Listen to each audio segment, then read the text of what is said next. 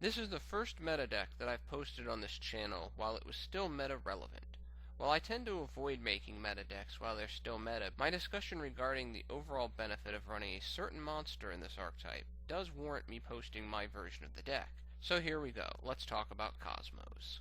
Dark Planet is one of those cards that is meant for a more exotic, high-risk, high-reward Cosmo build than a standard either OTK bully build or graveyard build due to the card advantage required to get it onto the field. Yes, Kozmotown can mitigate some of its summoning conditional cost, but one is not always going to have Kozmotown available. The main problem with Dark Planet is that its effect encourages a player to go against what I feel is the natural synergy of Cosmos by putting Cosmo monsters in the grave rather than banishing them. While the ability to negate spells indefinitely as long as the fuel exists, no once per turn limit, is nice, the problem is that Cosmos really don't have a lot to fear from spells outside of the stray Monarchs Stormforth, and pendulums can be snuffed out more effectively via other means.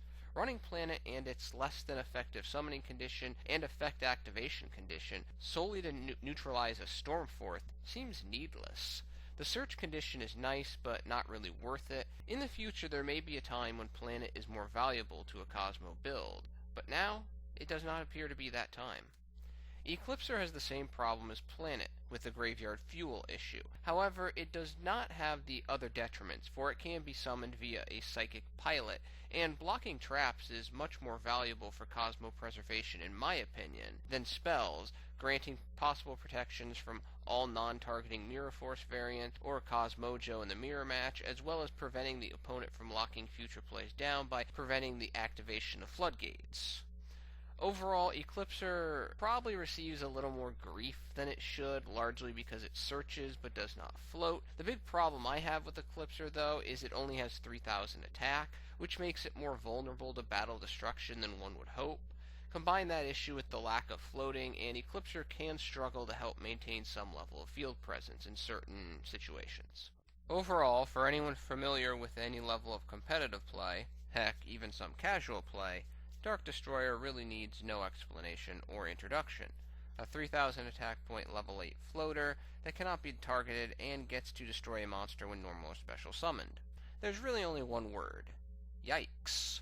Due to the quick play summoning effect associated with the psychic pilots, Destroyer can be used to interrupt opponents' plays by destroying critical monsters before they reach their full play potential, in addition to destroying other Cosmos ships to facilitate greater board clearing and even OTK pushes. Run 3 for as long as the ban list lets you.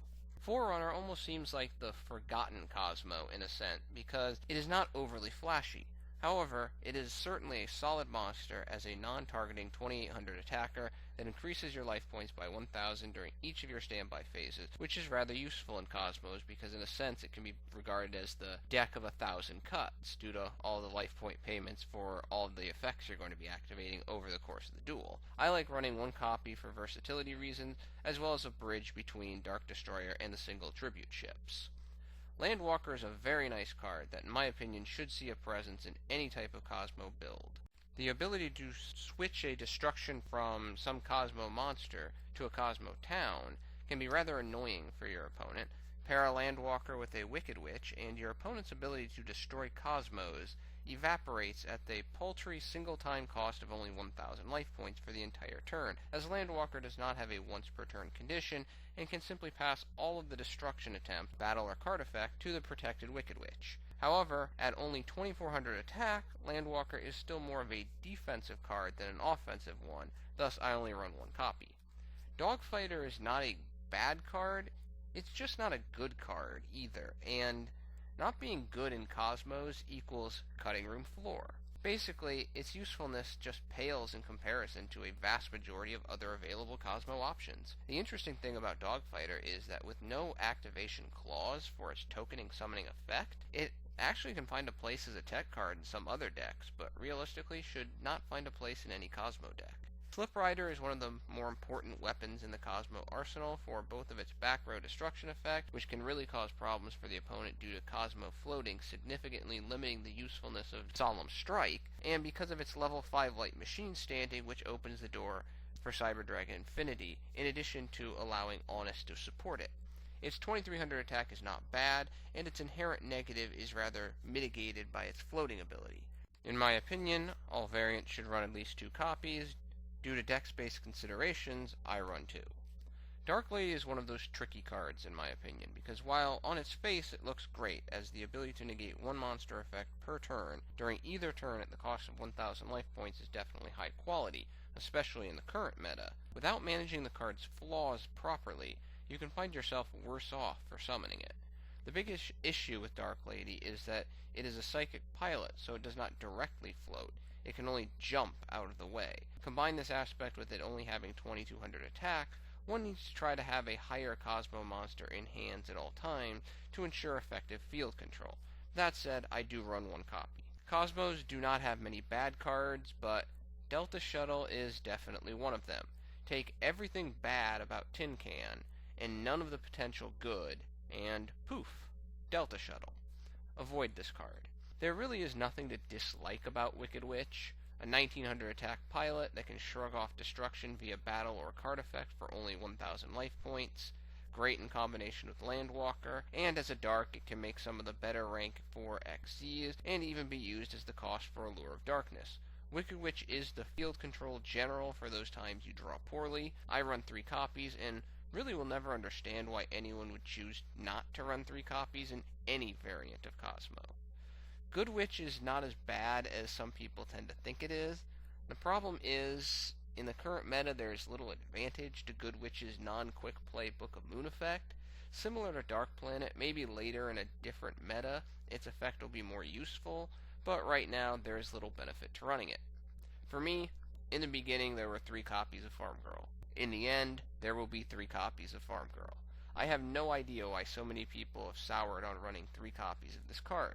Farmgirl is a +1 machine, more so in my opinion than Tin Can, because it can grab both Kozmotown and Kozmojo more reliably. Some may argue that Farmgirl is a liability because of its 1500 attack, thus using it indirectly through emergency teleport is more advisable.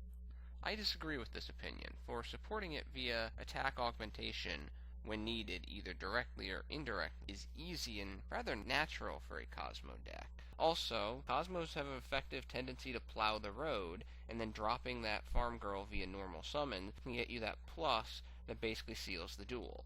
Those more OTK reliable +1s from Farmgirl have certainly made the difference in my experience. Sword Trooper is great in combination with Dark Lady, and rather pedestrian in combination with anything else, although I imagine some would try to sell it in combination with Tin Can. However, Tin Can really is kind of an early card, and Revival with Sword Trooper is typically inefficient unless you get lucky, and is really not worth the other inefficiencies that Sword Trooper bring to the Kozmo party, being only a 1000 attack point level 3 dark monster. Now, if it was a level 4, things might be different, but it's not. Scaredly Lion is just flat out bad, regardless of whether you play the traditional OTK Kozmos or Graveyard Kozmos. Strawman is one of those nice cards that adds some quality combination potential to the deck. The ability to put a 3000 attacker on the field, or one piece of an XZ play for only 500 life points, and possibly over multiple turns, is almost laughable in a sense. The fact that the monster is destroyed at the end phase is rarely meaningful, because a vast majority of the time the summoned card will be a ship, and the ship will simply receive its Graveyard Banish effect, netting a new monster with its effect fully intact, as well as putting the original monster back in the Banish Zone to be summoned again. I run 2 copies because it does require some level of setup. I do not have anything new to say about Tin Can that I did not already say in my Insight or Foolish discussion about it. The link to that discussion is in the description. Not surprisingly to anyone who listened to that discussion, I run 0 copies of Tin Can.